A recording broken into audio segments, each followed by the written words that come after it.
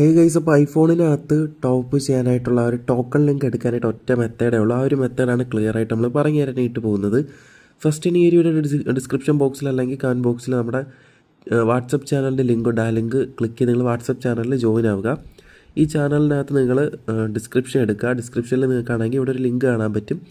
ഈ ലിങ്ക് നിങ്ങൾ പയ്യെ കോപ്പി ചെയ്യുക. ഓക്കെ, കോപ്പി ചെയ്തെടുത്തതിന് ശേഷം നിങ്ങൾ ക്രോം ഓപ്പൺ ആക്കുക. ക്രോമിൽ ആൾറെഡി വല്ല ടാബ് ഓപ്പൺ ആണെങ്കിൽ എപ്പോൾ ലിങ്ക് എടുക്കാൻ പോയാലും ക്രോമിനകത്തുള്ള എല്ലാ ടാബും ഫസ്റ്റ് തന്നെ ക്ലോസ് ചെയ്യുക. ഓക്കെ, എന്നിട്ട് പുതിയൊരു ഫ്രഷ് ടാബ് എടുക്കുക. അതിൽ നിങ്ങൾ ഈ ഒരു ലിങ്ക് പേസ്റ്റ് ചെയ്യുക. ഓക്കെ, വാട്സപ്പ് ചാനലിൻ്റെ ഡിസ്ക്രിപ്ഷൻ്റെ അവിടെ നിന്ന് കോപ്പി ചെയ്ത ലിങ്ക് ക്രോമിനകത്തൊരു ഫ്രഷ് ആയിട്ടുള്ള പുതിയ ടാബിനകത്ത് കൊണ്ട് പേസ്റ്റ് ചെയ്യുക. അപ്പോൾ ഇങ്ങനത്തെ ഒരു ഇൻ്റർഫേസ് വരും.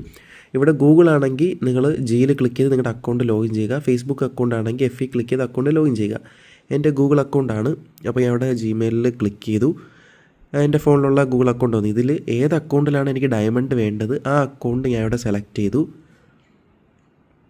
ഓക്കെ, അപ്പോൾ ലോഡായിട്ട് ഇങ്ങനത്തെ ഒരു ഇൻ്റർഫേസ് വരും.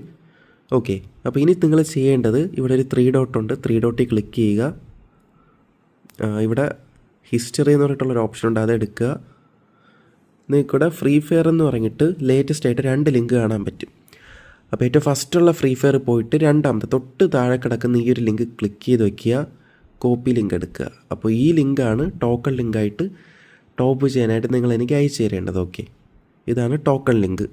അപ്പോൾ ഈ ഒരു മെത്തേഡ് വഴി മാത്രമേ നമുക്ക് ഐഫോണിനകത്ത് ലിങ്ക് എടുക്കാൻ പറ്റൂ.